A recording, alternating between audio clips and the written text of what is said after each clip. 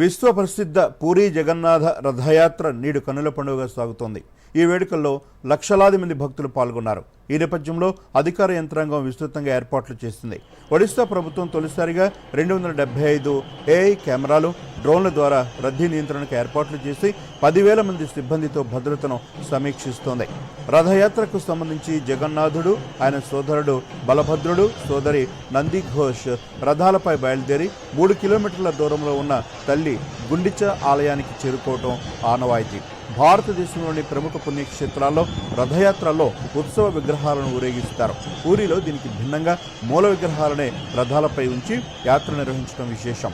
గుండిచ ఆలయానికి చేరుకునే ముందు భక్తులు రథాలను తాళ్లతో లాగటం సంప్రదాయంగా వస్తోంది. గుండిచ ఆలయంలో 9 రోజుల పాటు జగన్నాథ స్వామి, ఆయన సోదరుడు, సోదరి, తల్లితో భక్తులకు దర్శనమిస్తారు.